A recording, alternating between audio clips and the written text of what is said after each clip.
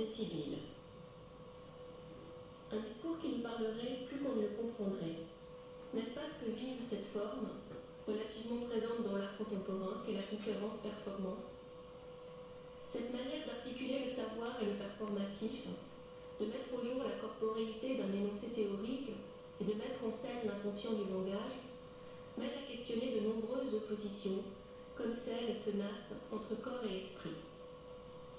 La transmission du savoir, loin de la transparence, y apparaît dans toute sa matérialité, liée au corps et à un dispositif d'énonciation. À travers cette forme critique de performance langagière, c'est la ritualisation de la parole savante qui se trouve mise en jeu. Nous pourrions voir cette incorporation et cette altération du pur esprit, une résurgence de la figure de l'oracle, ce corps vecteur, traversé par de l'indicible et censé délivrer un savoir. Qu'en est-il de la place et du statut du corps, en particulier féminin, dans l'acte de langage et vis-à-vis du savoir? Performance et savoir. Ces deux termes désignent a priori des domaines étrangers l'un à l'autre, et mis côte à côte, ne sont pas sans réveiller cette vieille opposition entre corps et esprit, avec d'une part l'action, le geste, et de l'autre la réflexion, la théorie. Leur association ne permettrait-elle pas justement d'ébrécher cette polarisation si structurante et de pointer les enjeux relatifs à l'énonciation du savoir, à la corporéité à l'œuvre dans sa transmission? Ce pourrait être une façon de mettre en lumière la manière dont la performance et le savoir, le corps et le langage, s'altèrent réciproquement. Au contact d'un corps soumis à des changements d'état, le savoir oralisé y apparaîtrait dans toute sa matérialité et sa force d'agir. Performance et savoir ont en commun d'être des espaces symboliques d'énonciation, d'affirmation, d'instauration. Une pratique les réunit, celle de la mise en scène, voire de la ritualisation de la parole. Lieu privilégié de transmission du savoir, la conférence s'avère être, sous son apparente transparence académique ou sociale, un exercice relevant de la performance, avec son protocole et ses accessoires. Dans cette perspective, la conférence performance, dont Jean-Philippe Antoine a souligné la récurrence dans le champ contemporain ainsi que les enjeux, mérite un intérêt particulier. Articulant et déconstruisant dans le même temps un prétendu savoir, cette forme apparaît foncièrement critique. Elle mène en outre à concevoir assez littéralement le langage comme matériau, le savoir comme matière à travailler. S'y trouve souligné ce qui ne peut qu'affleurer et aspire à l'invisibilité dans une conférence, le dispositif et la corporéité. Face au contenu d'une conférence performance, surgissent des interrogations concernant la légitimité de la parole, son statut, son pouvoir.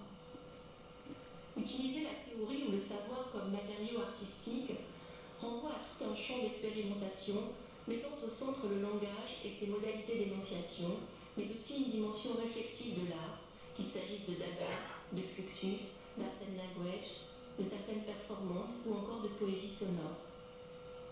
La forme de la conférence performance manifeste très clairement cette filiation et cette articulation entre savoir et performance, qui est aussi un brouillage voulu des frontières entre les domaines.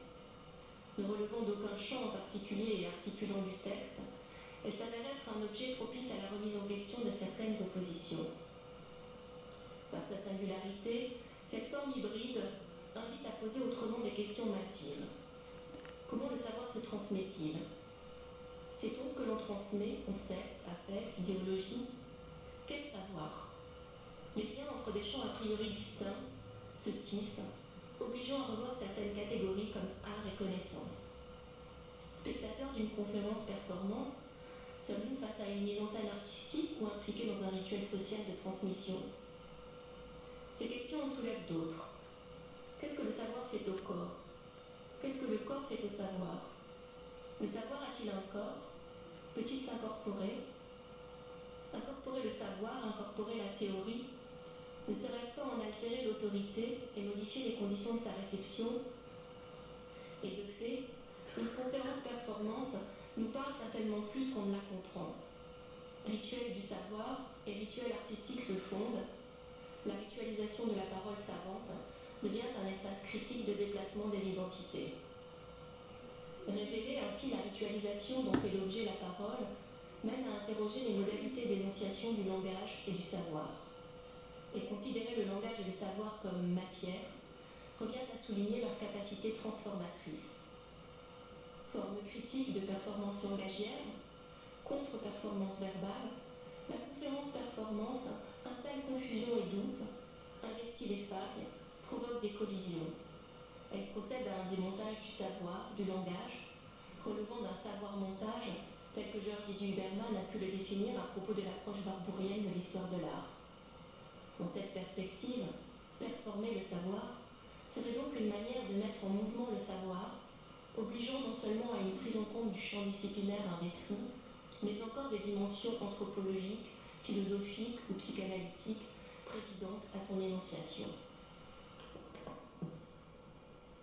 Dans cette configuration propre à la conférence performance, le discours de classe acte fait directement écho aux actes de langage. Ou performatif défini par John Austin, philosophe anglais, de sa conférence de 1955. How to distinguish these words. Au-delà de l'énoncé performatif, cette théorie manifeste le lien inextricable du langage au corps, aux dimensions sociales et psychiques. Le caractère neutre et objectif du langage se trouve ébranlé, l'efficacité de l'acte de langage, dépendant en effet d'un contexte et du statut du locuteur. Et que fait le corps au langage, sinon d'emblée le sexué? Un corps parle et ce corps a un sexe. Cette parole a un sexe. Le langage du savoir aurait-il un sexe? Dans Les mots et les femmes, Marina Yaghello révèle cette dimension sexuée du langage. Par ailleurs, de Lucie Libéré à Hélène Sixou, en passant par Catherine Clément et Julia Kristeva, l'idée d'une parole de femme non soumise à la logique masculine du langage s'est particulièrement exprimée, soulignant en creux la non-neutralité sexuelle du langage et son articulation au savoir et au pouvoir. Shona Feldman, en rapprochant la théorie du performatif d'Austin de la théorie lacanienne, pointe avec pour fil conducteur la figure de Don Juan, la manière dont le langage est traversé par l'inconscient et le désir. Elle s'intéresse à ce qui se joue entre connaissance et jouissance. Il y a selon elle un donjuanisme du langage, une altérité qui relève du performatif, d'un scandale, une promesse qu'on ne peut tenir.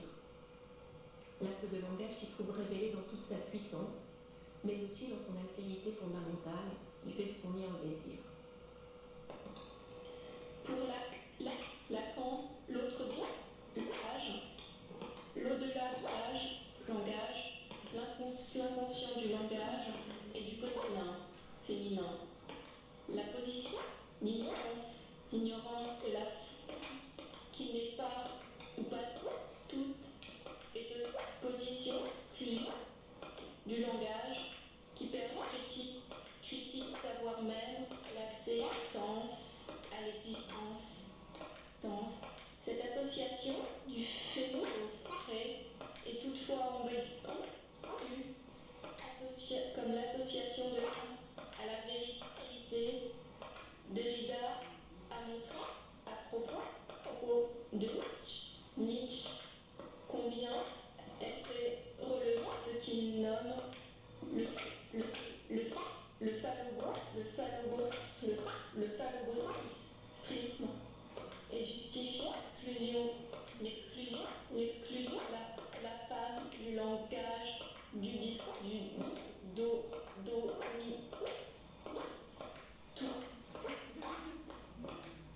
le langage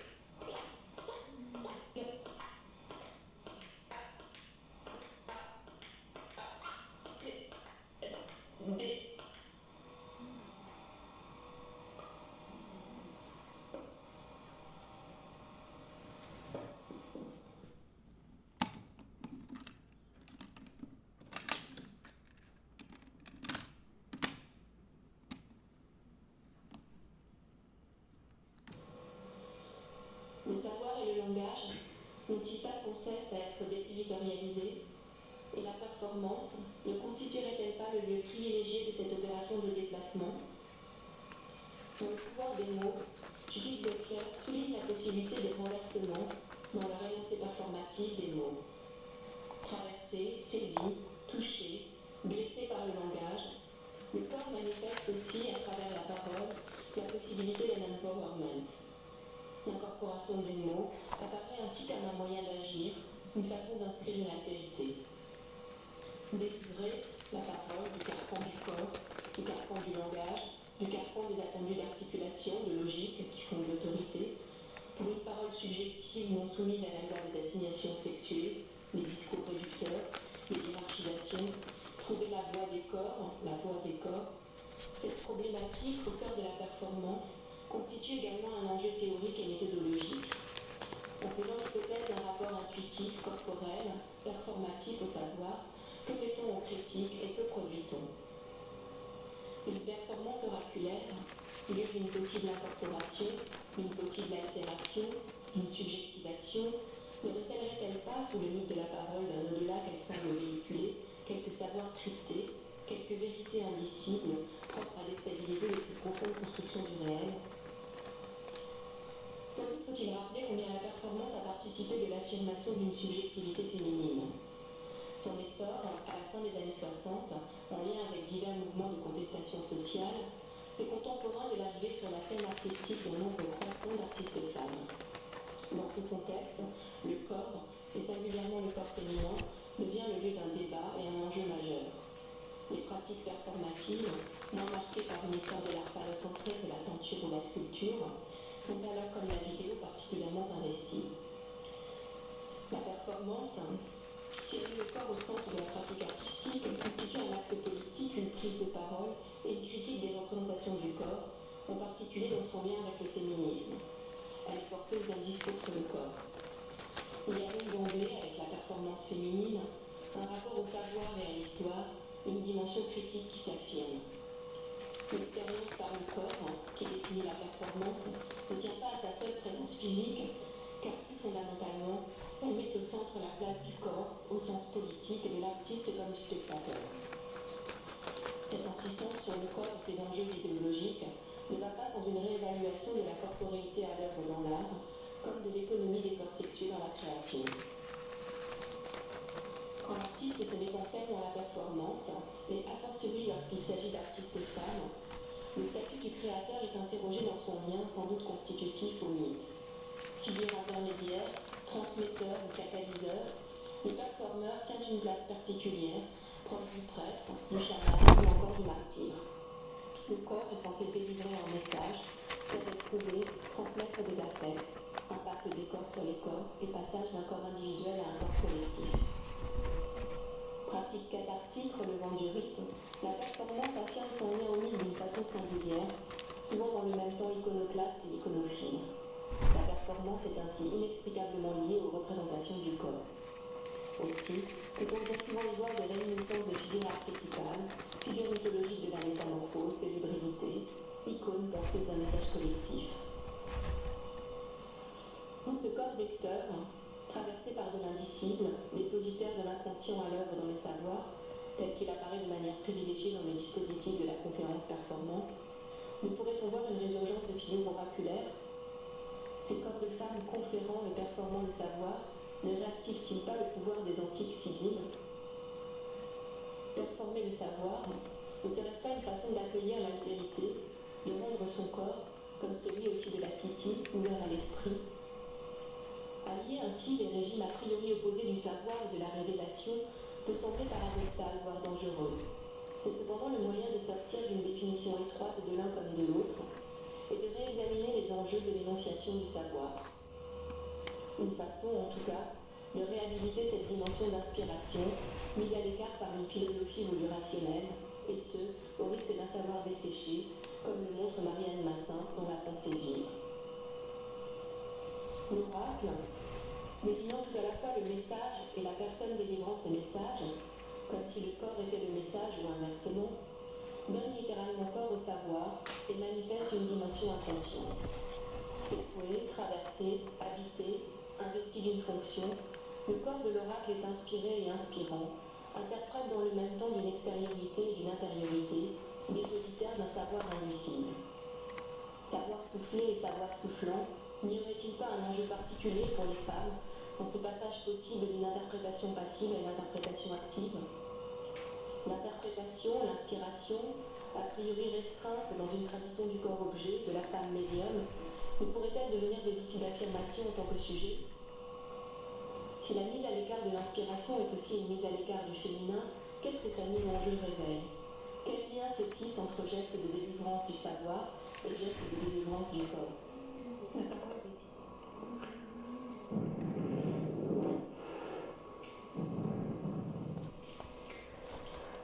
La parole des civils relève de l'inconscient, d'un au-delà du langage et transmet un savoir. À travers cette ritualisation du savoir, c'est le pouvoir de l'imaginaire, de la parole sur les actes, l'importance du psychisme et l'efficacité symbolique qui sont révélées. Mettre en scène le savoir, le jouer, le ritualiser, l'incorporer, revient à questionner la place de l'oralité et de la corporéité dans la transmission et l'acquisition d'un savoir. C'est aussi poser la question du lien entre transmission du savoir et transmission du mythe, entre mythe, récit et vérité. La parole de l'oracle peut-elle être rangée du côté du mythe? Quel crédit accorder alors à une telle parole? L'idée d'un discours parlant des affects plutôt qu'à l'intellect n'est certes pas sans évoquer le fonctionnement sur le modèle de l'art des totalitarismes. Et les mythologies de Barthes nous ont par ailleurs appris à nous méfier du mythe, véhicule privilégié de l'idéologie dominante. Mais au-delà du danger possible, la transmission du mythe n'est pas un geste de délirance, d'insoumission,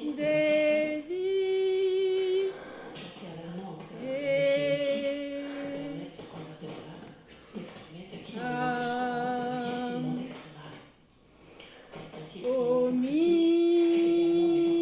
par Marcel Détienne, qui souligne que le mythe, par son étymologie et son histoire, est une parole de subversion. Il rappelle également le lien indéfectible entre mythe et parole.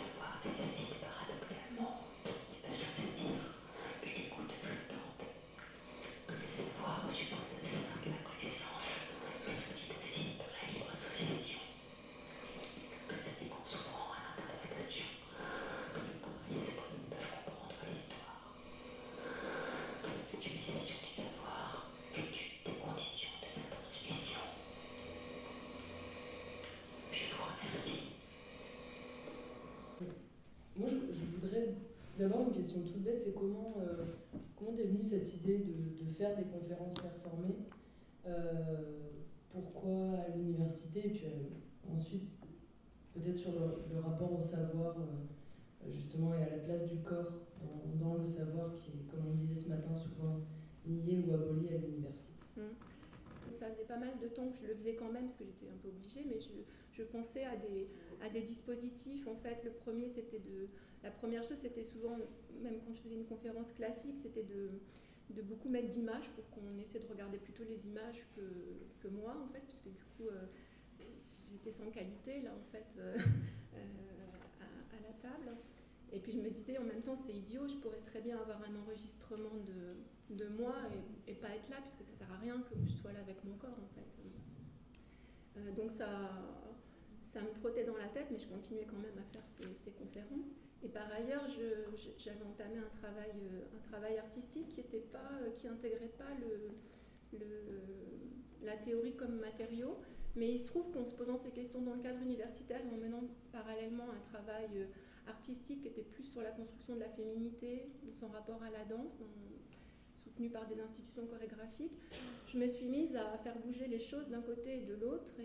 Et finalement, cette forme qui était au départ un solo avec objet autour de la construction de la féminité s'est transformée en un solo conférence avec objet, toujours, autour de la féminité toujours. Et du coup, je me suis autorisée à faire ce que je ne faisais pas jusqu'à présent, à savoir des conférences, performances dans le cadre académique, ce qui bizarrement est plutôt bien reçu et ce qui me fait dire là que je ne vais peut-être plus faire du tout de conférences classiques. Je semble avoir entendu dans ta conférence que le fait de libérer la parole du carcan du corps et aussi en parallèle quel lien se tisse entre le geste de délivrance du savoir et le geste de délivrance du corps. Et du coup, je me demandais si c'était pas un peu... il n'y avait pas quelque part un paradoxe là-dedans, oui. Justement dans la volonté de dépasser l'opposition corps-esprit, ouais, évidemment. Effectivement, c'est un paradoxe, il se trouve que c'est le mien, donc j'en parle. C'est vrai que du coup, pour moi, la solution, entre guillemets, ça a été de dissocier en fait, le corps de la parole pour permettre une réincorporation. En fait. Mais d'ailleurs, puisque cet objet que je propose, c'est aussi un objet sur lequel je travaille en tant que théoricienne, si on veut. Et du coup, il y a des conférences performances emblématiques et qui reposent précisément sur cette disjonction corps-parole, en fait. Historiquement, celle de Robert Morris, par exemple, et puis celle qui débutait le diaporama d'Esther Ferrer, où effectivement, il y a cette disjonction et qui précisément permet une incorporation et permet de ne pas rendre transparent ce dispositif, de ne pas rendre transparent le corps et de ne pas rendre transparente la parole. Il y a une question sur le côté performé. En même temps, vous êtes dans un lieu de savoir universitaire, comme vous l'avez dit, et vous avez gardé une posture de rester assise et de rester derrière. Pour moi, ça me renvoie un écran, c'est-à-dire cette dichotomie entre le savoir et en face, on est là pour la réception, enfin, vous connaissez, on est là pour intégrer ce savoir-là. Et ce qui me dérange un petit peu, enfin, ce que j'aurais aimé voir, après, c'est votre travail, vous me dites, de recherche, c'était peut-être plus d'être. Pourquoi le choix de rester assise? Pourquoi ce choix aussi vous avez fait le choix de passer derrière donc, un diaporama qui n'est, en tout cas dans la place où vous êtes mis, on ne lit pas dessous le titre des. Donc voilà. Donc pourquoi vous avez fait le choix aussi d'être posté de manière centrale? Pourquoi pas plutôt être en lien, casser ce rapport scène-salle, qu'on retrouve au théâtre, et pas déambuler? Est-ce que c'est quelque chose, une question à laquelle vous êtes, une interrogation? Disons que cette forme-là, moi, je l'ai conçue pour un colloque académique, pour le coup, donc c'est pas une forme scénique, en fait, contrairement à ce dont je parlais, qui est une forme plus scénique, où effectivement, il n'y a pas ce dispositif frontal. Là, je m'adapte, en fait, aux conditions classiques du colloque, et même, à la limite, je renforce cette frontalité, je me suis bien mise au centre, effectivement, devant l'image. Alors que quand je fais les conférences, normalement, je me mets sur le côté, effectivement, pour laisser les images visibles. Mais là, vraiment, c'était pour moi, au contraire, renforcer surjouer le dispositif de la conférence, en l'occurrence. Dans d'autres cadres, je déconstruis davantage le cadre. Mais ça me semble intéressant aussi de jouer avec, justement, ces codes, parce que c'est vrai qu'on voit beaucoup de propositions qui proposent d'intégrer les spectateurs, etc. Moi, je trouve ça pas mal aussi de surjouer comme ça des codes. C'est une autre manière de les déconstruire, donc c'est plutôt ma position par rapport à ça. Et a fortiori là, dans un cadre qui est pour le coup cette conférence performée, elle est très peu performée. Déjà, effectivement, je suis très statique. C'est vraiment pour rester finalement dans le cadre de la conférence et juste faire un petit décalage, un petit pas de côté. C'est pas une forme que j'ai conçue comme une performance ou comme une proposition scénique. J'avais plutôt compris même comme une exagération un peu parodique de la forme en colloque et avec aussi énormément d'informations. Et enfin, je ne sais pas ce que vous en avez pensé en tant que public. Moi, je me suis fait la réflexion à un moment que je ne suivais pas tout, je n'arrivais pas à tout comprendre, qu'il y avait un magma qui m'échappait un peu entre les images, le texte, parce que la voix parle vite aussi. Du coup, j'avais et en même temps j'étais très attirée par le fait de te regarder performer. Donc, mais j'ai trouvé ça intéressant comme confusion aussi dans le rapport au savoir, d'accepter à un moment peut-être qu'on ne va pas tout saisir, que forcément on saisit par bribes, que par moments on se laisse attraper par des images. Enfin, vraiment, il y a cette superposition, il y a des matières qui s'entrechoquent et effectivement, on ne peut pas tout saisir et effectivement, on est sur un mode de délivrance du savoir différent. Par rapport à ce que tu viens de dire justement sur la profusion d'informations et le choix de laisser le spectateur ou le public faire son choix et vagabonder un peu là-dedans, ça me rappelle ce que justement Franck-Yanni, tu disais ce matin sur le choix d'exposer beaucoup, et peut-être que c'est aussi une forme de rapport, enfin, d'essayer d'avoir une forme de rapport au savoir différente où on laisse le public plus libre de faire son chemin soi-même plutôt que de donner une matière fixe. C'est vrai que cette idée de délivrance du savoir avec ce double sens de la délivrance, elle vient que de chacun en fait, elle est pas, c'est pas délivré par quelqu'un. C'est délivré par celui voilà. qui reçoit. Oui, avec un mécanisme presque un peu aléatoire. Enfin, je sais que moi j'ai capté des bribes plus que... Des associations d'idées, des réminiscences. De toute façon, même dans ce montage, après ça c'est plus sur ma pratique de l'histoire de l'art, mais sur le montage de formes comme ça contemporaines et de représentations de mythes, voilà, il se joue aussi, il y a des écarts, des montages, des collisions, et qu'est-ce qui joue pour chacun là, enfin, c'est différent pour chacun. C'est une proposition après. Parce que tu amplifies d'autant plus que dans le texte, il y a des répétitions et qui ne sont pas des répétitions identiques, et il y a des mots voilà, et que tu sais plus trop bien ce que tu entends. Et est-ce que pour toi il est intéressant ou important de revenir dessus justement après, ou est-ce que l'intérêt dans l'idée d'un savoir qui n'est jamais fini, abouti, fait de réponses, mais plutôt qui provoque des questions, la manière la plus juste de traiter ou de présenter cette conférence performée, ce serait de rien dire après et juste laisser le public avec ses... Là, vu que c'est dans le cadre d'un colloque, c'est logique d'une certaine façon. Enfin, moi, je respecte ce cadre-là, en fait. Quand je fais une proposition artistique, c'est différent. Pour le coup, il n'y a pas un échange avec le public. Enfin, voilà, après, ça peut se faire. Hein. Il y a des personnes qui le font, d'ailleurs, qui vraiment font une proposition scénique, mais engagent un dialogue, tout ça. Moi, je trouve que là, c'est particulier et l'échange se prête à la proposition qui peut se prendre presque comme une conférence, alors que dans ma proposition plus scénique, il y a aussi du contenu, mais c'est moins la forme conférence. Tu dis que tu as été toujours bien reçue à l'université. Pas toujours, je ne l'ai pas fait non plus des millions de fois, mais tu l'as pour l'instant. Mais pour l'instant, ça va. C'est-à-dire que les dernières propositions que j'ai eues, je dis est-ce que c'est possible de faire une forme performative? On me dit ah bah oui, volontiers. Donc, ce que je peux dire quand même, c'est que après, moi, je suis dans un laboratoire de recherche à Lille 3, qui est un laboratoire pluridisciplinaire qui s'appelle le Centre d'études des arts contemporains, donc qui est sur les arts contemporains, mais les arts, donc musique, danse, théâtre, arts plastiques, esthétique aussi, et études théâtrales.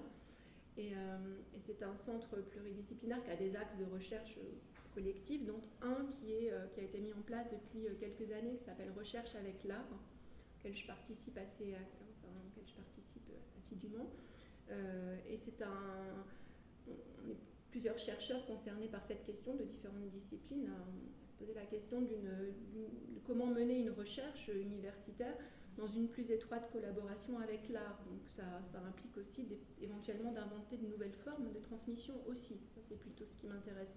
Moi, après, il y a aussi effectivement des ateliers de spectateurs, des personnes qui sont engagées plus dans la réception, d'autres personnes qui vont penser plus à des formes de thèse qui intègrent la création, comme ça se fait couramment au Québec, par exemple. Voilà. Enfin, il y a tout cet éventail de possibilités. En tout cas, on réfléchit collectivement d'une manière interdisciplinaire à cette question d'une recherche avec l'art, plutôt que sur. Chercheurs et des artistes, enfin, j'ai l'impression que ce à quoi vous travaillez dans ce laboratoire, et c'est un petit peu aussi ce qu'on a essayé de mettre en place dans ce colloque, c'est de mettre en avant le fait qu'il n'y a pas que les chercheurs qui cherchent, quoi. Les artistes cherchent, non mais c'est faire les artistes, les commissaires d'exposition, on ne crée pas à partir de rien, et effectivement la recherche est une des formes d'investigation parmi d'autres, qui est parfois, effectivement, quand on prend des objets artistiques, on cherche à mettre une distance qui nous sépare vraiment de toute la démarche de création. Et j'ai l'impression que c'est en train d'arriver à l'université un peu doucement, dans certaines disciplines peut-être plus facilement que d'autres, et puis surtout dans d'autres pays beaucoup plus rapidement qu'en France, quoi. De toute façon, l'art se pratique aux États-Unis à l'université, donc il n'y a pas d'opposition entre des écoles d'art qui formeraient de futurs artistes et l'université qui formerait des chercheurs, c'est-à-dire que tout se fait dans un même endroit. Oui, non, justement, ce que je trouve intéressant, c'est que la discussion qui s'ouvre à travers une performance n'amène pas à discuter le contenu, mais en fait le geste. Et est-ce que ça se passe comme ça aussi dans les autres colloques où vous intervenez? C'est vrai, c'est la transparence du protocole de la conférence.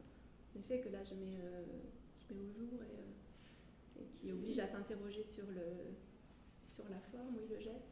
Donc, ce que je trouve intéressant d'amener aussi des universitaires dans le cadre d'un colloque à eux-mêmes se poser des questions sur, et en vous posant des questions sur la façon dont ils travaillent, qu'ils n'ont pas l'habitude de questionner.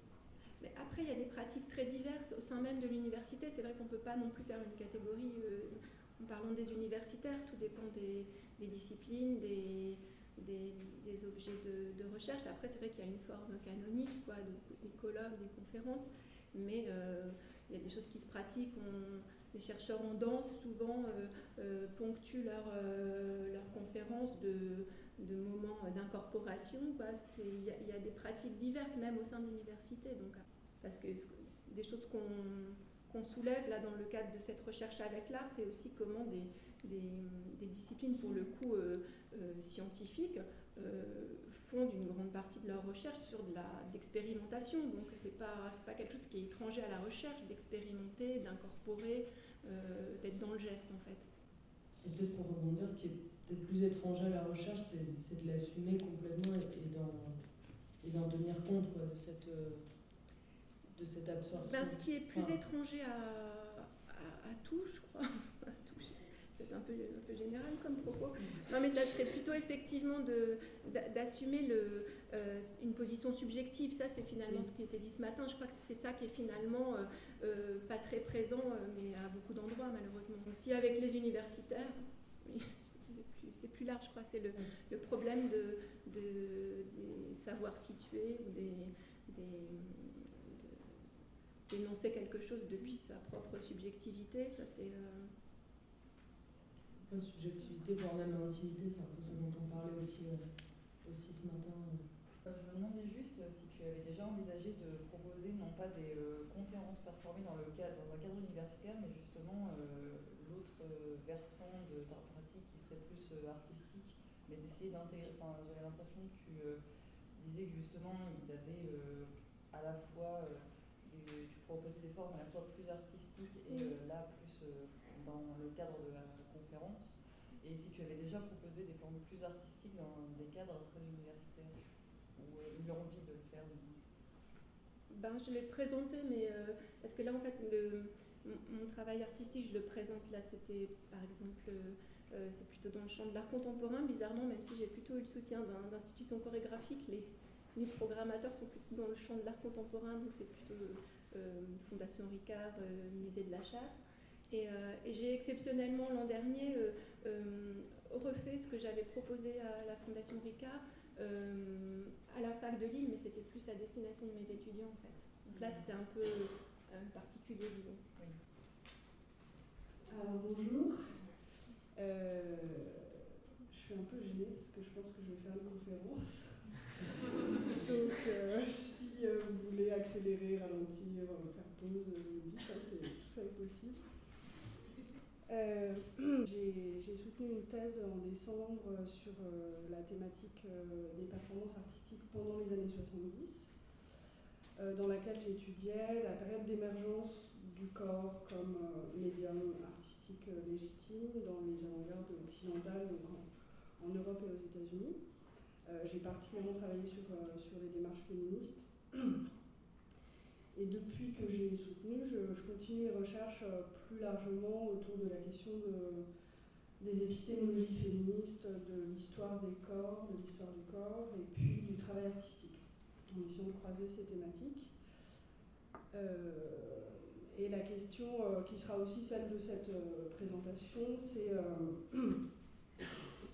concerne les manières dont les corps, ce que c'est d'être, de faire corps, c'est défini, redéfini et inventé à travers ces pratiques qui s'appellent performance au début des années 70 et qui maintenant ont proliféré.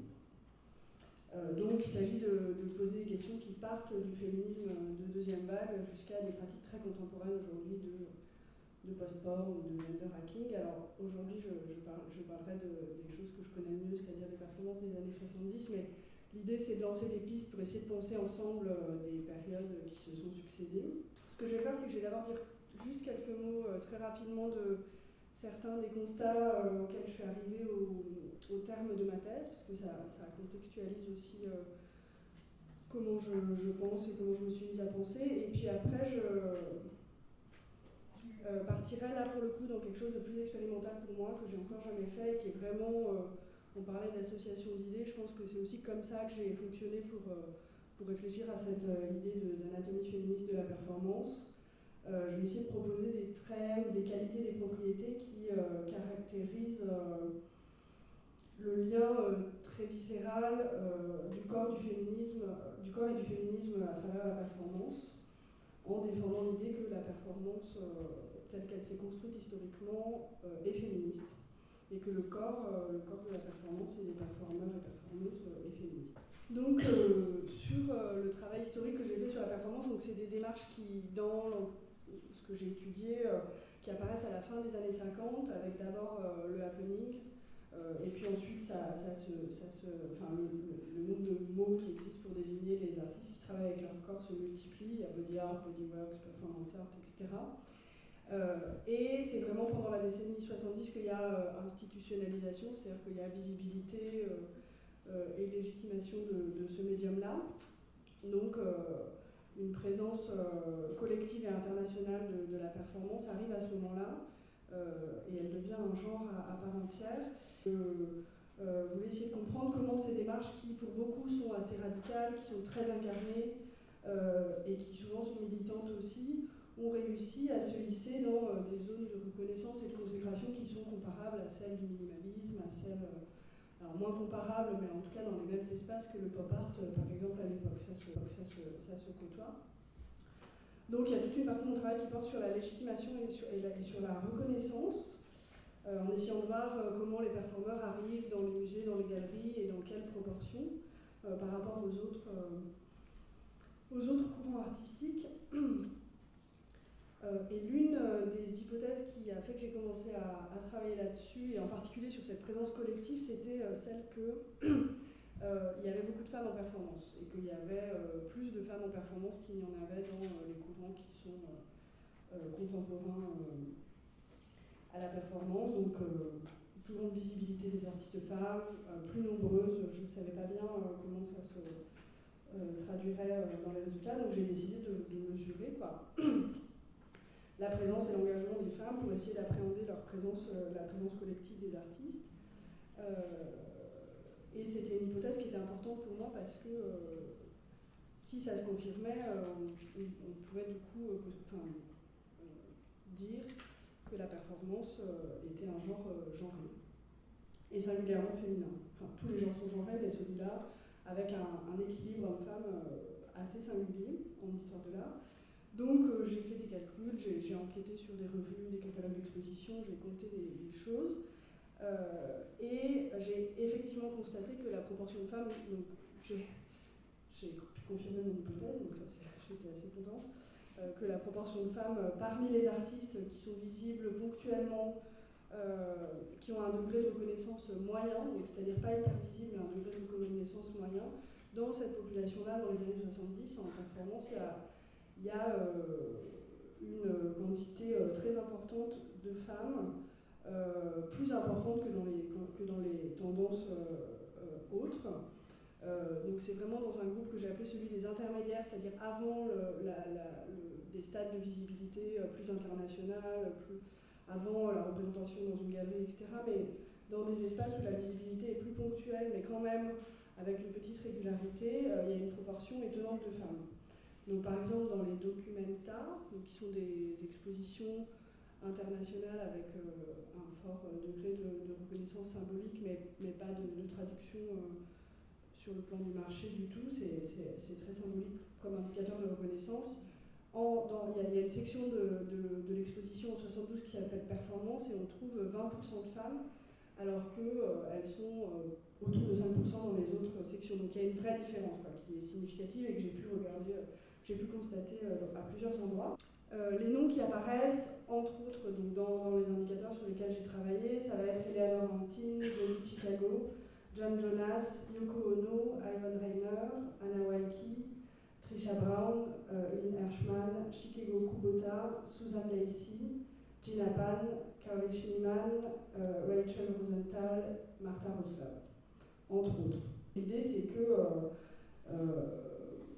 il y a vraiment un équilibre qui est inédit en performance entre artistes de genre masculin et de genre féminin, qui est inédit dans l'histoire de l'art. Et les pratiques corporelles ont constitué un espace moins discriminant et plus encourageant pour les femmes que ceux qui étaient offerts par les autres genres artistiques de l'époque. Donc pour reprendre les termes que vous avez utilisés d'ailleurs dans les énoncés de ce colloque, on peut considérer que la performance intervient comme un outil de résistance des femmes qui sont des actrices minorisées en art. C'est ce qui me permet de dire que le groupe des performeurs est féminin, qu'il y a quantitativement une présence de femmes importante. En sociologie, on emploie souvent le terme de morphologie sociale pour caractériser la forme des grands groupes. Et là, la morphologie des performeurs ou des performeuses, elle est féminine et féministe. C'est ce que je vais essayer de montrer, c'est que la plupart des artistes femmes qui se sont engagées dans ces démarches-là revendiquent en plus un engagement féministe. Alors par contre, évidemment, dans les sphères les plus hautes de la visibilité et de la reconnaissance, très rapidement, quand on monte dans l'échelle, il n'y a que des hommes.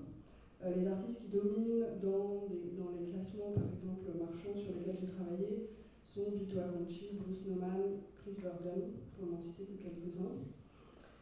Et ce sont des artistes qui sont encore les plus visibles aujourd'hui dans les grandes collections d'art contemporain.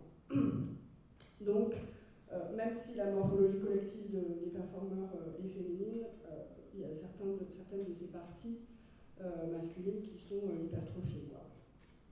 Donc, c'est à partir de ce double constat-là que j'ai travaillé et que le concept d'anatomie féministe vise un peu à...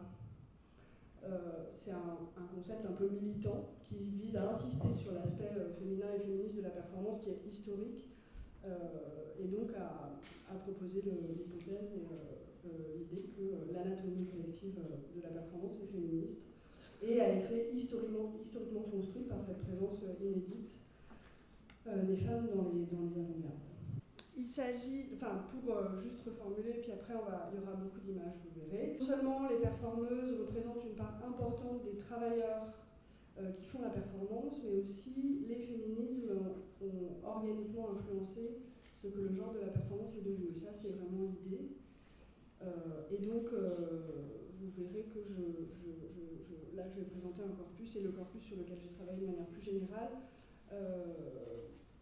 contient une majorité d'artistes femmes. Et ça aussi, il s'agit d'un geste un peu épistémologique pour réhabiliter la présence de certaines artistes qui s'effacent. Ça, ce sont des exemples de couvertures de revues qui soutiennent, à gauche, c'est une revue française qui s'appelle Artitude, et à droite, une revue sud-californienne qui s'appelle High Performance, qui soutiennent le genre de la performance, des revues de critiques et d'artistes.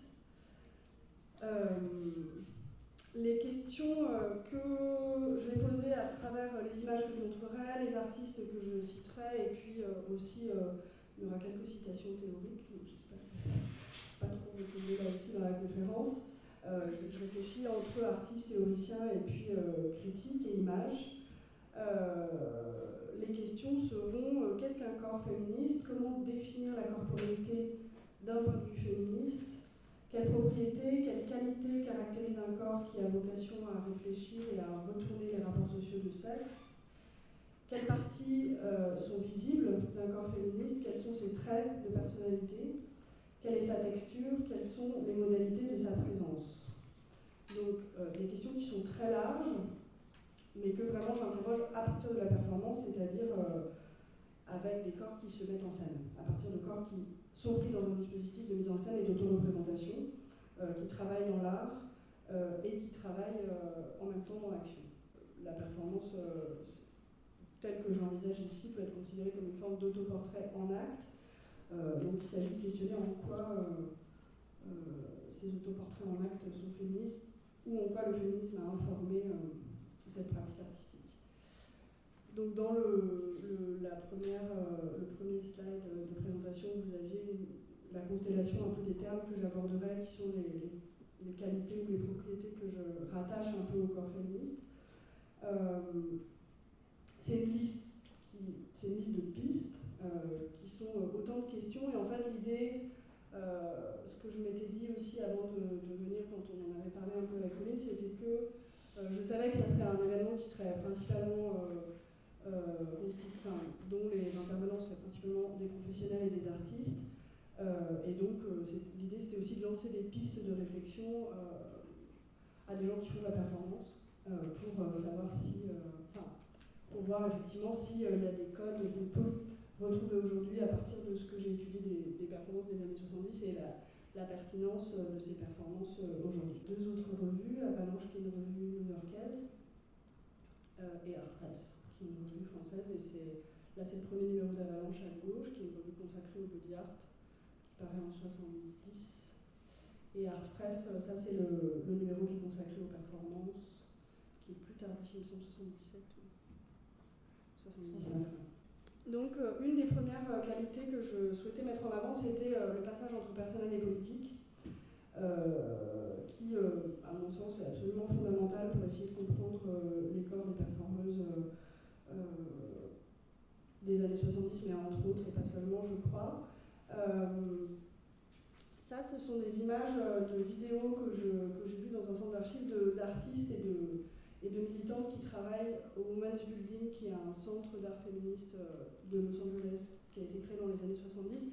Et en fait, la caractéristique de la manière dont la performance est pratiquée dans cet endroit, et elle est pratiquée de manière très centrale, c'est qu'elle travaille avec la technique de consciousness raising, qui sont en fait des groupes de parole, des groupes de conscience féministes, dans lesquels chaque participante peut parler, s'interroger, proposer des choses personnelles. Et l'idée, c'est que le groupe et le collectif aident à transformer une expérience personnelle en expérience politique, et donc à objectiver quelque chose d'une oppression ou d'une situation de domination. Et il y a beaucoup de performances, donc de performances artistiques qui sont produites par des artistes qui sont issus de moments de consciousness raising collectif. Donc, ce dispositif-là, c'est vraiment un dispositif qui vient des mondes militants, qui vient des associations militantes féministes des années 70. Donc, il y a une transition très directe entre les dispositifs militants et les dispositifs artistiques dans ces performances-là. Donc ça, c'est des images, malheureusement, il y a peu d'images d'archives, mais ce sont des images qui documentent ça. Donc je crois que le lien au militantisme, il est très important pour définir les performances féministes, et en particulier dans le sens que c'est des œuvres qui ont été produites à partir d'une volonté de changer quelque chose de la réalité, et donc de produire du changement. Ça, c'est vraiment une caractéristique qui revient très souvent. Mais je cite juste Barbara Smith, qui est une artiste qui a fait de la performance à cet endroit-là, donc à Los Angeles, dès le début des années 70, et qui travaille encore maintenant. Elle explique leur démarche en disant: dans la mesure où les œuvres interagissent avec la réalité, elles se transforment elles-mêmes, ainsi que la réalité en question. Et comme les œuvres ne peuvent pas être conservées, elles incarnent une critique tacite du capitalisme, un appel à des valeurs moins matérialistes et à un réveil spirituel, une conscience étendue qui défie l'activisme politique comme l'art, au nom des minorités, des populations du tiers-monde et des femmes comme une valeur méconnue mais néanmoins universelle. Donc il y a beaucoup de choses dans ce qu'elle dit, mais elle dit en particulier que la performance vient d'une insatisfaction vis-à-vis de la production d'objets, donc une volonté de renoncer aux objets, parce que l'objet statique n'implique pas forcément de changement immédiat, alors que l'action a pour effet de transformer la réalité, c'est vraiment ce qui est revendiqué. La performance est une forme de passage à l'acte, donc qui importe dans le champ artistique une grammaire de comportement qui ressortissent à l'espace politique, avec des corps qui sont vraiment des corps manifestants, et ça c'est très visible dans les images. Ça, ce sont des images d'une performance qui s'appelle 3 Weeks in May, qui a été conçue par Susan Lacey entre autres, mais pas seulement, dans laquelle c'est une performance qui est partie de faits divers, d'un fait divers qui avait lieu à ce moment-là à Los Angeles, un homme qui violait des femmes en série. Et en fait, à partir de ce fait divers-là, il y a toute une communauté de réflexion qui s'est construite autour de la question des violences sexuelles, du viol et du harcèlement dans les espaces publics et dans la ville.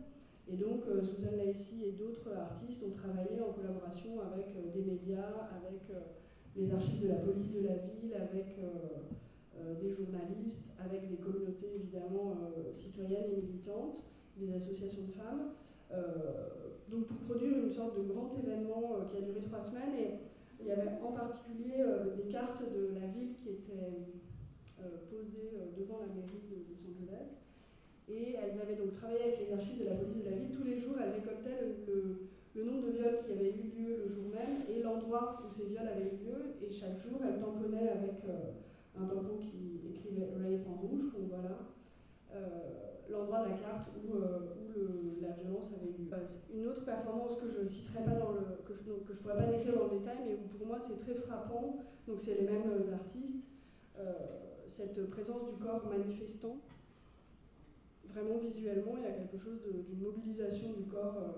Ça, c'est des images d'une performance qui s'appelait In Mourning and in Rage, donc qui portait aussi sur la question des violences sexuelles, qui a eu lieu devant la mairie de Los Angeles aussi. Donc il y a toujours une présence, une collaboration en fait avec les acteurs politiques. Donc c'est des performances qui sont très collectives. Une petite question par rapport à ça, c'est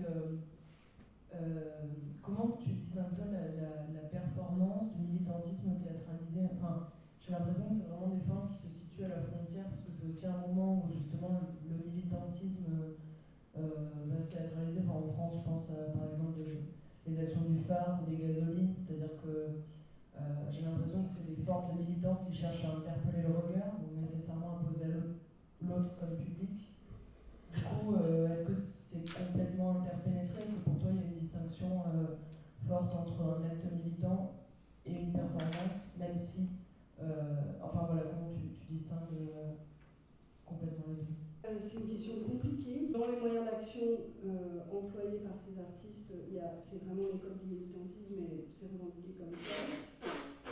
En même temps, l'autre définition, la manière dont elles se définissent elles-mêmes, c'est vraiment comme artistes, et c'est extrêmement important parce qu'en fait, le critère politique est ce qu'on va leur renvoyer pour les exclure du champ légitime en disant c'est pas politique, c'est des féministes qui font de la politique, c'est pas esthétique. En tout cas, si je les cite vraiment elles, c'est des artistes. Et elles travaillent avec les images, et je pense que c'est ce qui explique aussi que les images, là j'en ai pas énormément, mais qui ont une vraie puissance visuelle et iconographique, parce qu'il y a un travail autour de la symbolique et du visuel qui ressortit moins. Ce qui est du passage du registre personnel au politique, deuxième trait que j'interroge, que je suggère, c'est celui de l'ironie et de la jubilation. Il me semble qu'on a parlé de jubilation juste avant d'ailleurs un peu. Et de l'ironie, Guérilla, on verra après comment ça intervient. Là, ce qu'on peut faire, c'est regarder une vidéo de Martha Rosler, dont Anne a montré une image tout à l'heure, qui s'appelle Semiotics of the Kitchen. C'est marrant parce qu'il y a un truc que j'avais pas relevé, il y a tout ça évoque des outils de bricolage en fait, le marteau, le tournevis. Donc c'est en fait un abécédaire dans lequel elle joue sur les lettres de l'alphabet, au fil desquelles elle prononce le nom d'ustensiles de cuisine. Donc il y a tout un aspect langagier qui est normé. Et puis il y a cet abécédaire acté qui passe par le corps et par les gestes. L'abécédaire langagier et discipliné, régulier, il vient dans un travail de récitation presque scolaire, alors que les gestes que l'artiste exécute sont de l'ordre du dérapage et de la violence, et des gestes qui sont menaçants. Le moment du pic à glace aussi, moi c'est un moment que j'aime énormément, on est presque dans un homicide, quoi. Et donc il y a ce travail chez Martha Rosler qui est vraiment très fort sur l'ironie et sur le dérapage. Et elle écrit dès cette période-là à propos du mouvement des femmes artistes et à propos de la performance. Et elle dit, je la cite, depuis le début du mouvement des femmes artistes, l'affirmation d'une conscience de soi comme autre, pour employer le terme de Simone de Beauvoir, est un thème très important. Plus encore, la démarche artistique elle-même s'est affirmée comme la pratique de l'autre insurgé, c'est-à-dire comme une forme d'activité guerrière, guérilla-activité. Donc il y a cette violence qui sourde les gestes, et en même temps qui est présente aussi de manière très contenue. Donc ça, c'est une stratégie qui revient assez souvent, de mettre à l'œuvre un dérapage qui oscille entre violence et comique, et un jeu sur l'ironie, et entre le corps de l'artiste, les objets qui sont manipulés et le langage. Alors je pense à une autre performance de Susan Macy, que j'ai déjà citée tout à l'heure, une performance qui s'appelle Learn Where the Meat Comes From, donc apprenez d'où vient la viande, qui date de 1976. La vidéo est assez longue, elle dure 40 minutes, et c'est une vidéo au cours de laquelle Susan Macy est devant une table de cuisine, dans une cuisine, et elle entre dans une interaction de plus en plus débridée avec une carcasse d'agneau qui est là, énorme. Donc il y a cette performance et il y a une bande son qui passe par-dessus dans la vidéo, dans laquelle l'artiste donne des indications sur l'anatomie de l'agneau, et puis elle donne des exemples de recettes qu'on peut faire à partir de l'agneau. Donc, par exemple, elle dit « Prendre le temps d'apprendre d'où vient la viande vous assurera un succès constant ». Donc c'est un discours qui s'adresse potentiellement à des ménagères. Donc là aussi, il y a un décalage entre la voix qui est projetée avec cette vidéo et l'attitude de l'artiste qui dérape complètement. Et petit à petit, en fait, elle mange la viande, donc la viande remplit petit à petit sa bouche. Et il y a la voix off dans la vidéo et elle aussi parle, donc elle se met à ânonner, c'est de moins en moins compréhensible, sa bouche est complètement obstruée, et puis elle finit par se frotter et s'accroupir sur la carcasse en émettant des grognements. Il y a vraiment une animalisation progressive de Susan Macy et une bestialité grandissante. Donc on trouve dans ces deux vidéos, je trouve, et c'est une stratégie qui revient, un débordement ou une présence qui petit à petit échappe à des codes sociaux, une forme de présence déraillée qui est aussi jubilatoire parce qu'elle est très dans l'excès. Il y a une ironie volontaire qui est très forte chez les deux artistes, quelque chose d'assez désirant. Il y a un jeu sur l'appétit, même si chez Martha Rosler c'est très contenu, mais il y a une évocation de la viande et de la nourriture qui est forte. Et j'enchaîne sur une autre caractéristique qui serait celui de la puissance érotique. Donc là, ce sont des images des performances de Caroline Schneemann. La viande apparaît aussi dans le travail de Caroline Schneemann, dans les happenings qu'elle a commencé à faire à la fin des années 50 et qu'elle développe dans les années 60 et 70. Ce happening-là, il s'appelle Meat Joy, donc la joie de la viande, et il est réalisé pour la première fois en 1964 à Paris, pendant le festival de la libre expression. Et donc il comporte une séquence assez longue pendant laquelle les participants se couvrent le corps de poulet plumé et de poisson cru. Et Caroline Schneemann explique sa démarche comme ça en disant « Meat Joy a la caractéristique d'un rite érotique, excessif, complaisant, une célébration de la chair comme matériau, poisson cru, poulet, saucisse, plastique transparent, peinture liquide, pinceau, brouillon de papier. Sa propulsion est dans le sens de l'extase, variant entre la tendresse, la sauvagerie, la précision, l'abandon, des qualités qui pouvaient successivement être sensuelles, comiques, joyeuses, repoussantes. »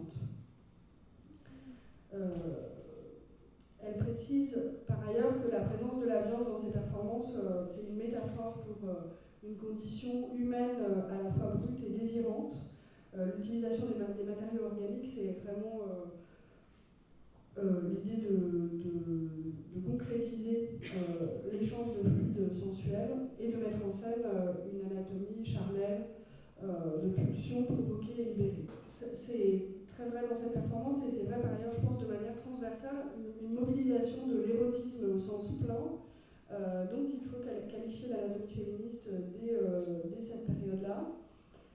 Et c'est quelque chose qui évidemment est devenu de plus en plus vrai et dont le post-porn est un des tropes contemporains, donc je pense qu'on en entendra beaucoup parler demain.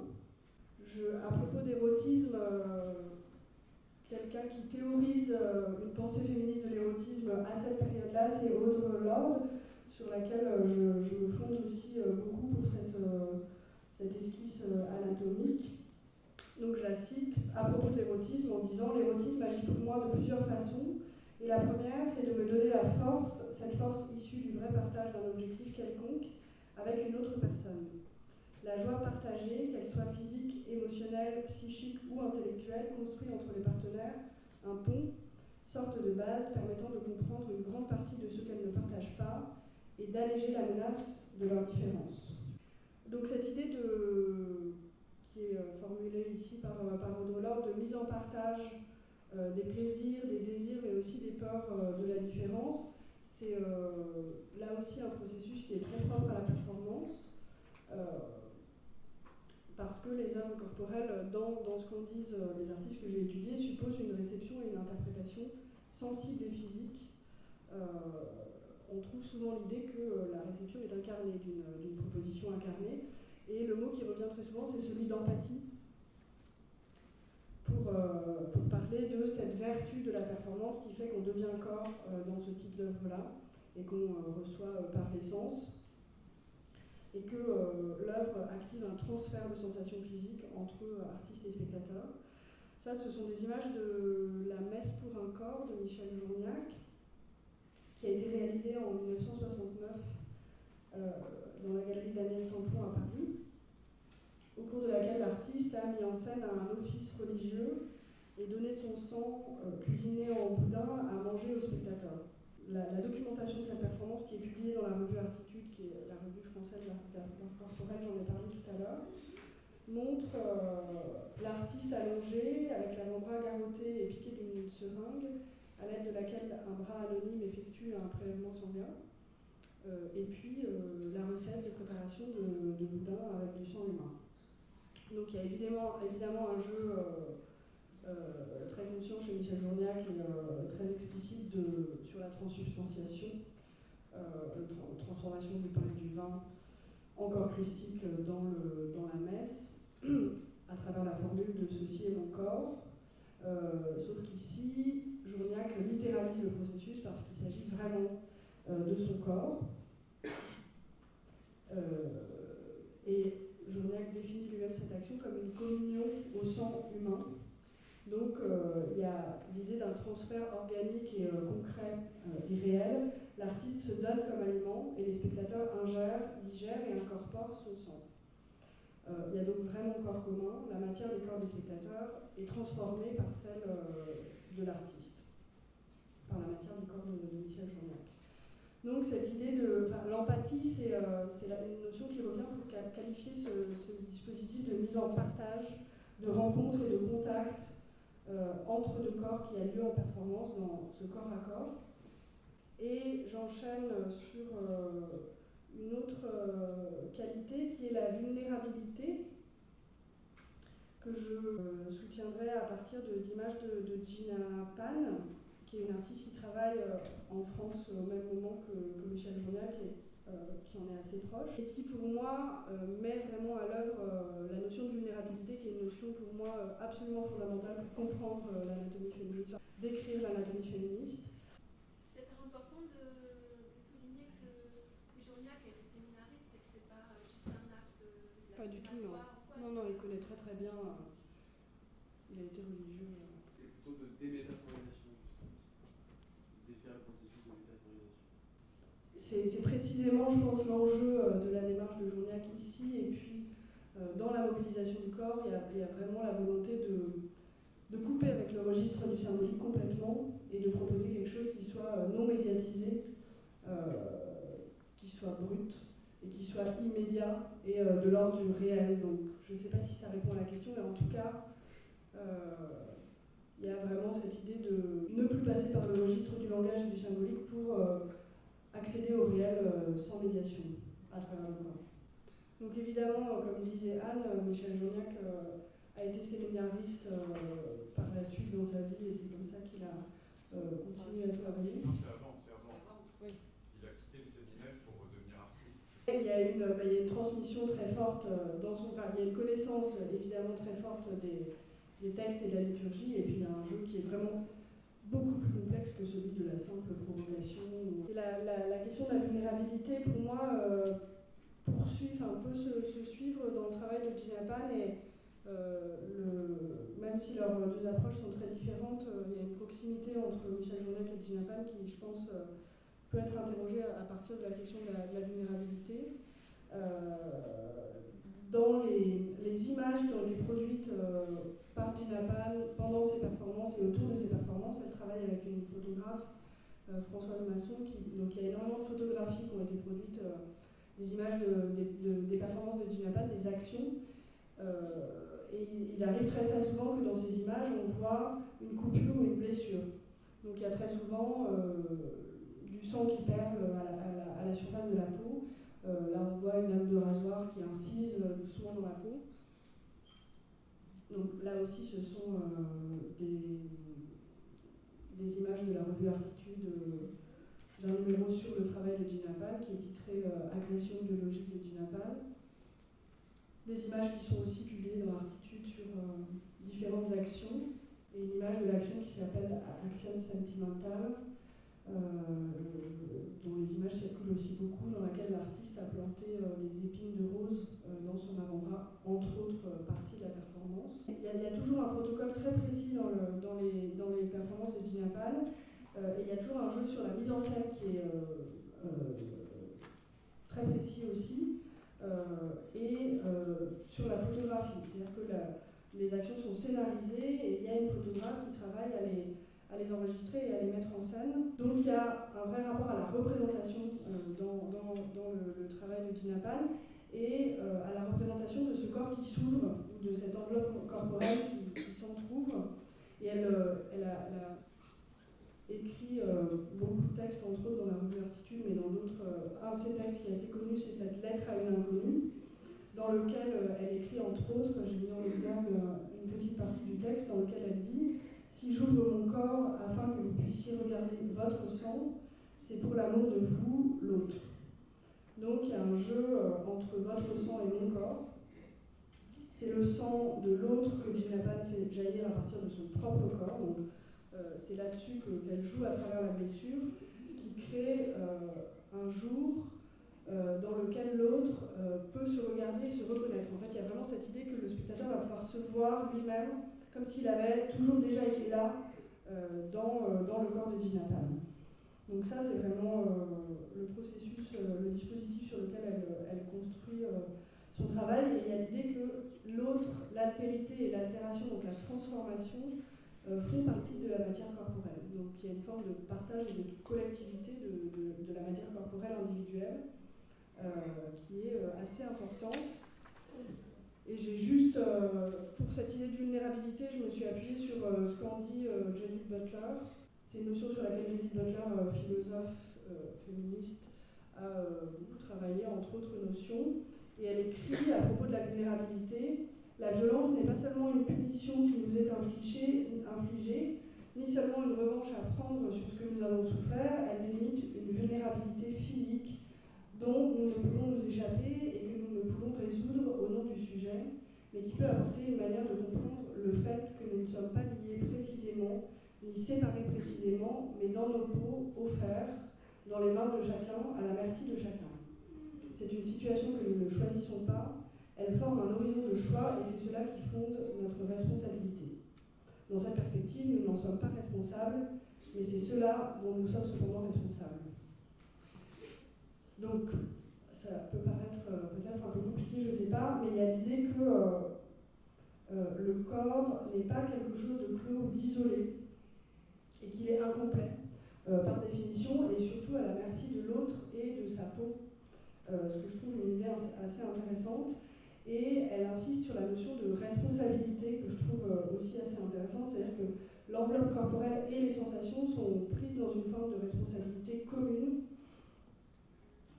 qui me semble être aussi ce qui se joue dans les performances, cette forme de responsabilité partagée entre spectateurs et artistes, dans l'échange qui se met en place dans le dispositif de la performance. Parce que les spectateurs, sans être directement responsables de l'attitude de l'artiste, s'en voient tout de même conférer une part de responsabilité, et à l'inverse, l'artiste est forcé de leur accorder sa confiance, bien qu'il n'ait pas de garantie sur leur conduite potentielle. Donc dans cette réversibilité entre corps, des corps qui sont toujours soumis aux réactions des autres, je pense qu'on a une forme de résonance de la notion de vulnérabilité que je trouve intéressante, dans cette idée que le corps est en proie à son propre désir, mais aussi à celui des autres en même temps. Et qui me semble résonner aussi dans le travail qu'ont fait Gina Pal et Michel Journiac, et en particulier les ouvertures de Gina Pal en appel, et la manière dont elle les qualifie elle-même, en appel à cette idée d'altération de la chair, et simplement en ouvrant la chair, l'idée c'est juste de montrer qu'il y a de l'autre déjà à l'intérieur d'elle-même. Dernier exemple, et une dernière notion qui est celle de performativité et de virtualité aussi, qui est aussi une question, enfin là aussi une piste et une question, qui recoupe des questions plus d'histoire de la performance, mais il y a toute une question autour des images, et c'est pas anodin d'être arrivé dessus avec Gina Pal, parce qu'il y a évidemment des questions très très nombreuses qui sont posées par les artistes eux-mêmes, et puis par tous les professionnels de l'art contemporain autour sur la répétition et l'enregistrement des performances. Peut-on les répéter, peut-on les réitérer et les reprendre, les enregistrer et les reproduire? Donc il y a des réponses complètement différentes qui émanent de différentes positions. Moi je m'intéresse à la répétition parce que pour moi elle a un impact sur le corps et la corporéité, et elle conditionne cette anatomie féministe de la performance. Et je pense qu'elle est indissociable des performances historiques, y compris celles qui ont vocation à l'éphémère. Là où c'est assez intéressant de réfléchir à cette question de la représentation, pour moi, et puis surtout pour terminer, c'est chez des artistes. Donc là, j'ai choisi les exemples de Eleanor Hunting et de Adrian Piper, qui ont travaillé sur des fictionnalisations d'elles-mêmes, qui se sont déguisées et qui se sont prises en photo comme ça, en faisant des performances, mais en jouant ensuite sur la circulation des photographies. Alors ça, ce sont des photographies des Mythic Beings de Adrian Piper, qui ont été produits entre 73 et 75 à New York. Donc Adrian Piper s'est promenée, qui est une artiste afro-américaine, s'est promenée en portant une perruque afro et une moustache, et en performant à la fois le genre masculin, mais aussi la racialisation noire de son corps. Donc, elle fait les performances, il y a des photographies de ses performances, et elle dessine ensuite, elle produit des dessins sur les photographies de ses performances. Donc ça, ce sont des dessins qui ont été produits à partir des Mythic Beings, donc les médiums se superposent aussi dans sa démarche.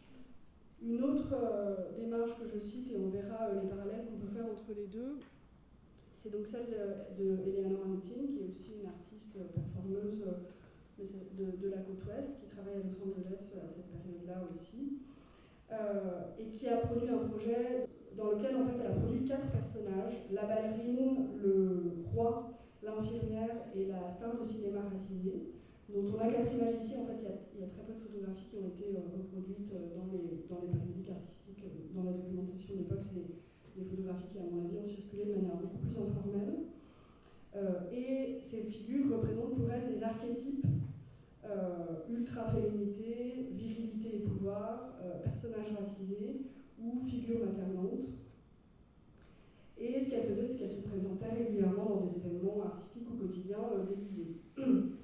Et elle les appelle ces four selves, donc ces 4 soi, ou facette d'elle-même. Donc elle explique sa démarche comme ça, en disant en parlant de la volonté de dépasser les frontières de la subjectivité, frontières qu'elle caractérise de tyranniques. Et elle dit « Je suis intéressée par le fait de définir mes propres limites, c'est-à-dire de déménager, d'emménager, de déplacer en dedans et en dehors mes propres frontières. Les soutiens traditionnels pour l'autodéfinition, sexe, âge, talent, race, temps et espace, sont des limitations presque tyranniques. Je crois maintenant que je les ai justement nommées parce que ces 4 soi, ces 4 moi, ont commencé à vivre leur propre vie, se dégageant de leur nom et à travers leur carrière, jusque dans la plénitude d'existence que je suis difficilement en mesure de stopper ou de contrôler. » En fait, ce qui est assez intéressant dans son témoignage, c'est qu'elle explique que ces personnages sont presque devenus de plus en plus indépendants et qu'elle est petit à petit devenue témoin de leur développement et de leur évolution. Donc elle décrit une sorte de dissolution de sa subjectivité dans ses fictions qu'elle a inventées.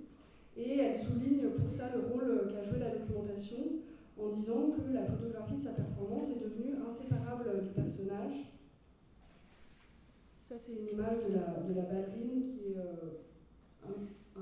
inscrite dans un article qu'elle a écrit qui s'appelle « Une autobiographie de l'artiste comme autobiographe ». Elle dit « J'ai alors commencé à comprendre que mon intérêt pour la transformation était inextricablement lié à la nature du processus de documentation lui-même.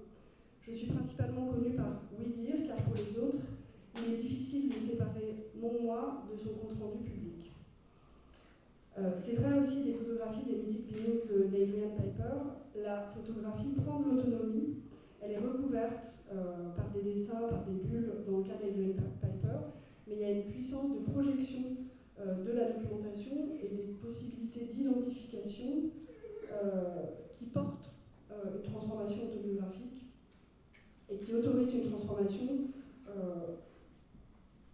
qui est autre que celle qui est seulement contenue par le dispositif de la performance, au point que ce que dit Eleanor Antine, c'est que la photographie ne peut plus être séparée de son apparition dans le réel.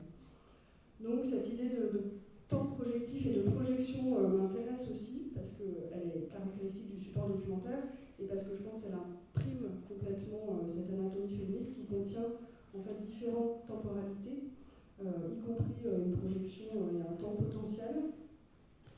Et l'idée sur laquelle je termine, c'est que ces photographies, de même que les récits et que les images qui sont produites autour des performances, à travers les performances et dans les performances, impliquent un enchevêtrement du temps qui a des conséquences très réelles sur le corps et sur la matière des corps, parce que ça y inscrit une potentialité de rêve et d'imagination. Le dispositif photographique offre une possibilité de s'enregistrer en train de se supposer soi-même. C'est ça que font jouer ces artistes-là aussi, une supposition de soi-même à travers le processus photographique. Et le fait d'insérer une projection à travers l'image met le présent et la présence au conditionnel.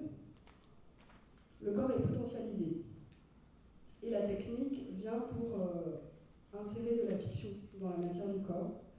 La corporéité donc, qui s'invente en performance est issue de l'événement, mais aussi de l'imagination contenue et délivrée par les images qui sont produites au moment même de la performance et qui en découlent. Et c'est pour ça que je crois que l'anatomie féministe dont je parle est empreinte de rêve et de fiction autant que de chair et d'action. Et je finis sur cette parole de Cheryl Gonki, qui est une artiste qui travaille à Los Angeles dans le cadre de collectifs féministes, donc vraiment dans le contexte que j'ai abordé au début, qui dit « La performance est une déclaration de soi, qui l'on est, une danse chamanistique dans laquelle nous nous inventons à travers d'autres formes de conscience et nous nous souvenons d'autres visions de nous-mêmes. » Moi, 2 éléments qui m'ont frappé peut-être par rapport justement effectivement aux questions qu'on aborde ici sur les arts dissidents en réaction.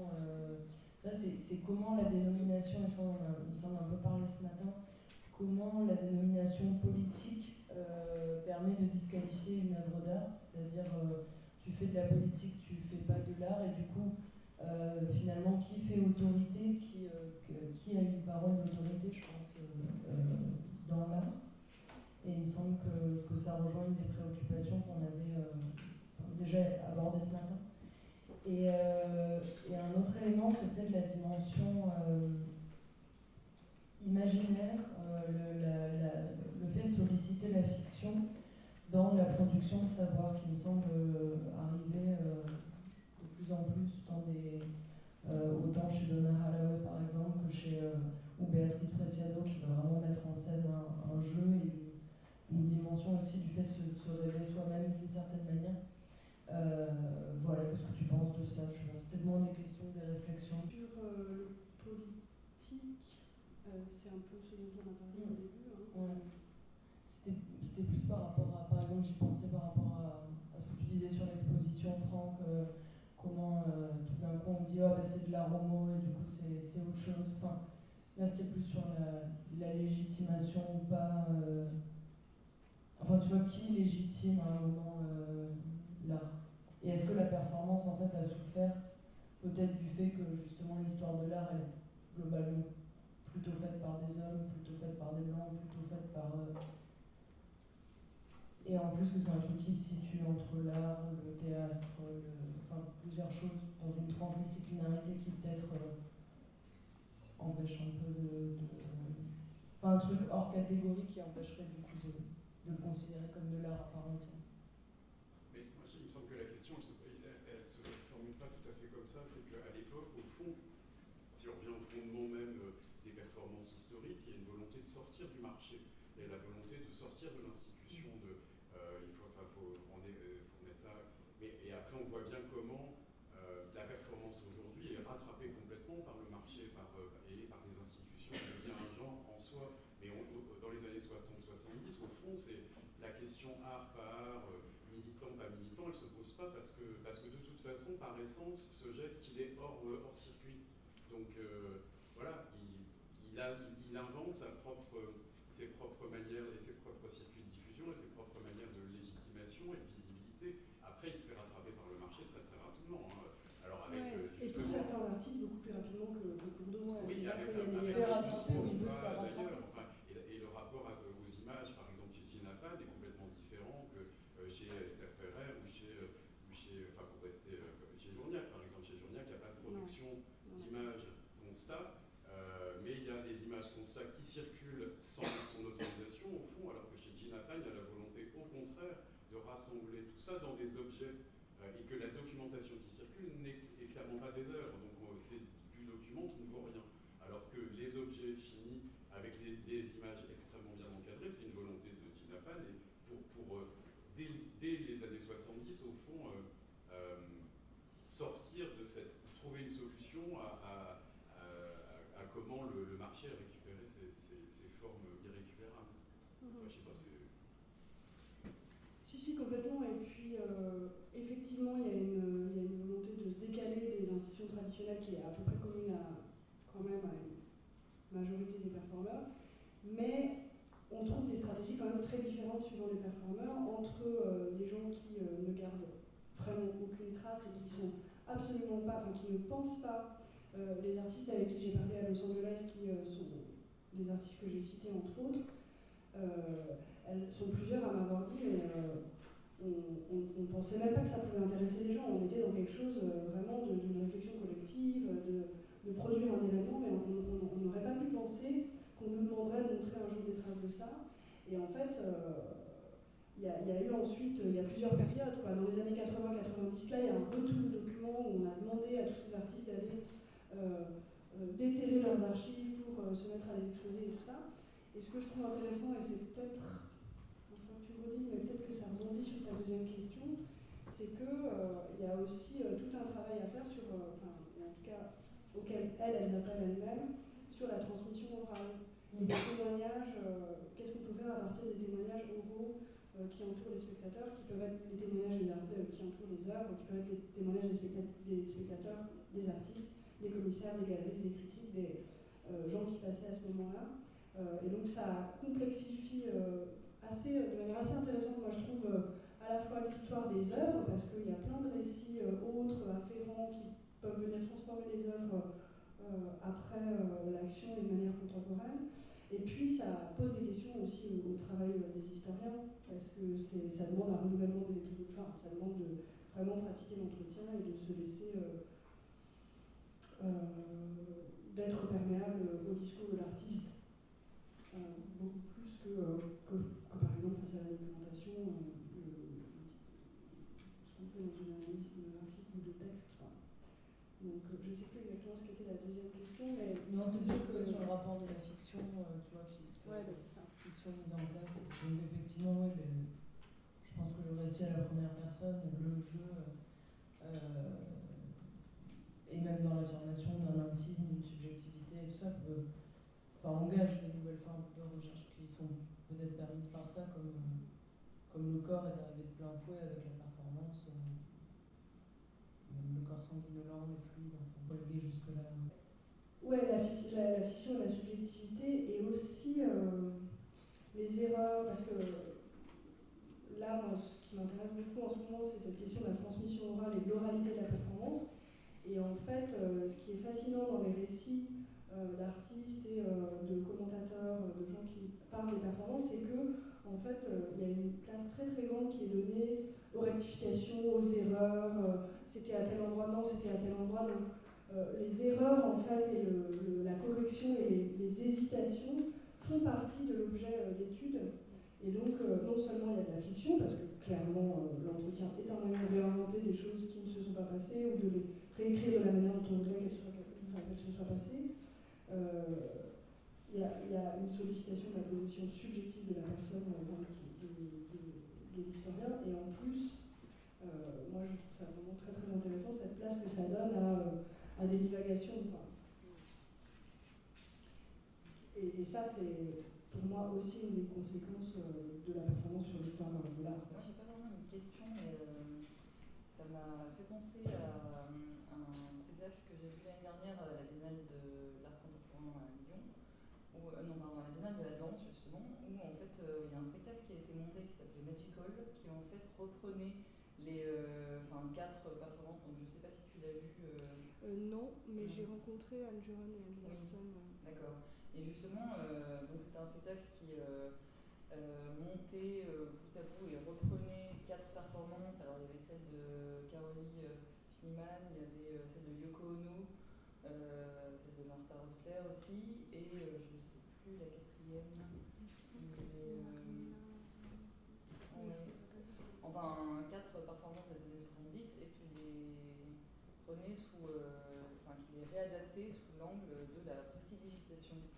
Et en fait, ça m'a beaucoup interrogée parce que justement, dans les années 70, il y avait la question de l'engagement vraiment du corps et quelque part, du corps, mais aussi dans sa dimension vraiment de chair, justement avec les images que tu as montrées, et notamment Gina Pan par exemple. Et là, du coup, je me suis vraiment demandé si cette reprise-là, qu'est-ce que la prestidigitation avait pu apporter à ces performances et pourquoi. Enfin, je ne sais pas si tu as un avis vraiment sur la question, mais en tout cas, ça m'a vraiment fait penser à ça. Ben, en fait, je sais pas, ça m'a laissé un peu pantoise parce qu'il y a effectivement une reprise, mais à travers la prestidigitation, c'est la magie et il y a. Ça change en fait complètement de registre. Elle rajoute une couche qui est complètement différente de celle des performances. Donc en fait pour moi c'est vraiment une création. L'idée de s'approprier des œuvres historiques et qu'on ait un rapport à l'histoire qui soit de l'ordre de l'appropriation, ça je trouve ça très bien et ça me. Mais je dirais que j'ai pas vu le spectacle, j'ai juste discuté avec elle parce que je n'ai pas réussi à être totalement convaincue parce que je pense que j'ai peut-être pas assez d'éléments, à commencer par le spectacle déjà. Et puis, voilà, pour moi c'est une proposition qui est détachée en fait, je trouve, Il y a un texte de Sophie Delpeux en fait, qui a écrit Le corps caméral, performance en image, qui s'est beaucoup intéressée justement à toutes ces archives de la performance et par comment effectivement Gina Pan, mais aussi les actionnistes viennois avaient consciemment travaillé l'image pour dramatiser, pour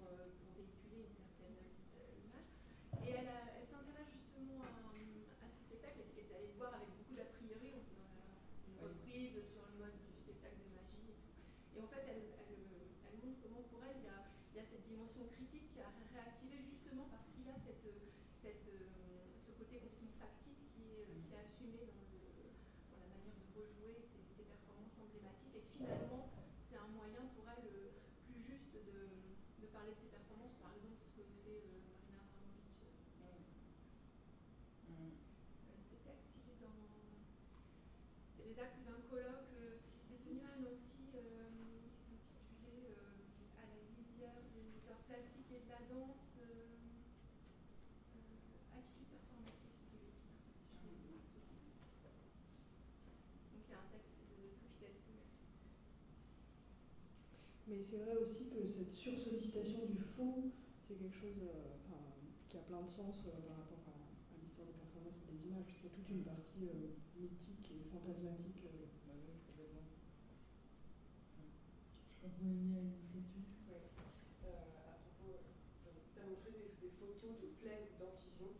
Et Noémie se demandait quel rapport entretiennent les artistes à la douleur et quelle signification ils donnent à ça. Alors ça c'est une question compliquée. Merci parce que...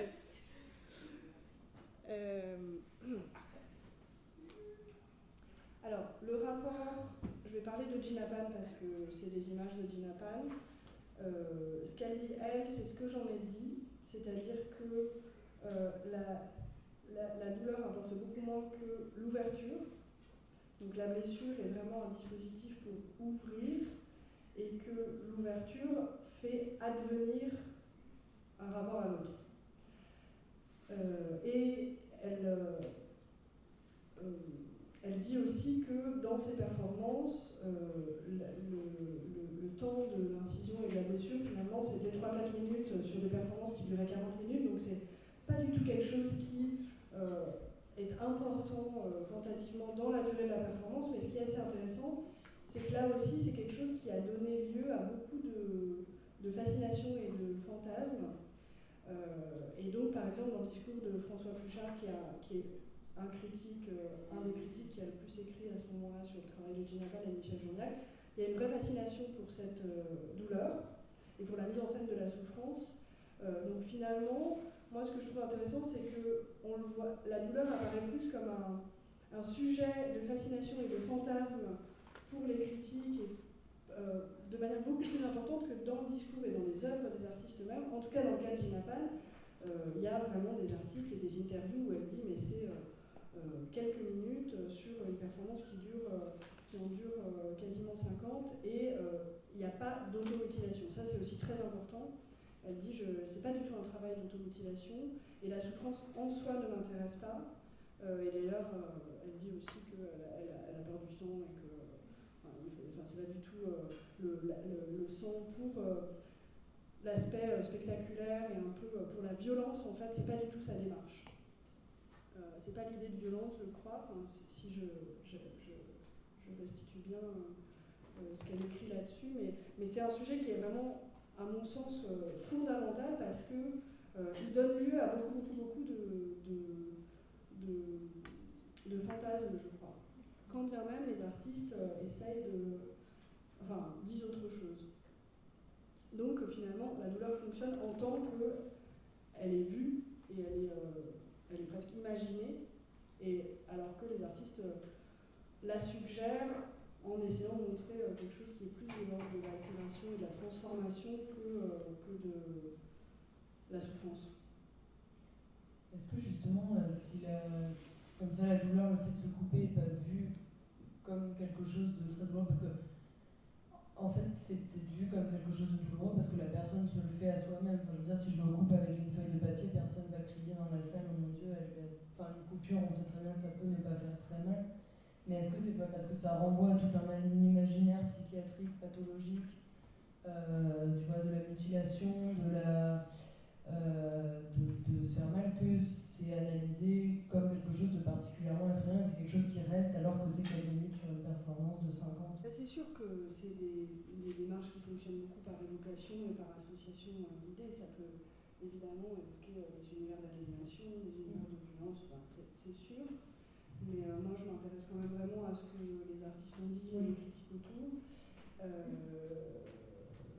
Mais évidemment, évidemment, il y a un discours aussi plus général chez Michel Journac et chez Gina Pan, entre autres, qui est de dire qu'il s'agit de montrer le corps en tant qu'il est support de stigmates sociaux et de déterminisme et contraint et forcé et violenté.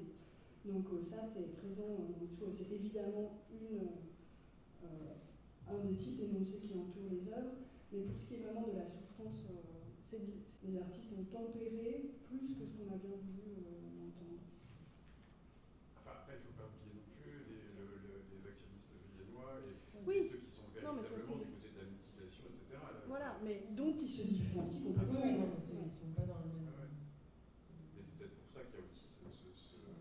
ajouté à la Ouais. une vision pathologisante Ouais. de ce type de pratique. Il y a aussi ce parallèle, au fond, comment tu fais les différences entre un actionniste viennois qui alors là pour le coup, qui travaille la question même de la douleur, de la souffrance, de l'épuisement, etc. Et puis là, on est plutôt dans un registre, oui, comme tu l'as dit, presque symbolique. Enfin, se couper un petit peu, c'est pas non plus. Non. Voilà, Mais ce que je trouve, et ça c'est sûr, mais moi ce que je trouve, je pense, extrêmement signifiant, c'est que l'histoire a gardé, et je pense aussi dans l'esprit du grand public, il y a une association entre la performance et cette mise en scène de la violence, qui en fait finalement ne concerne qu'une minorité des performeurs de l'époque, quoi. Et donc c'est drôle de voir comment est-ce que finalement cette thématique qui est minoritaire, qui est présente mais minoritaire, vient recouvrir et donc la fascination et les fantasmes qu'elle peut susciter, quoi.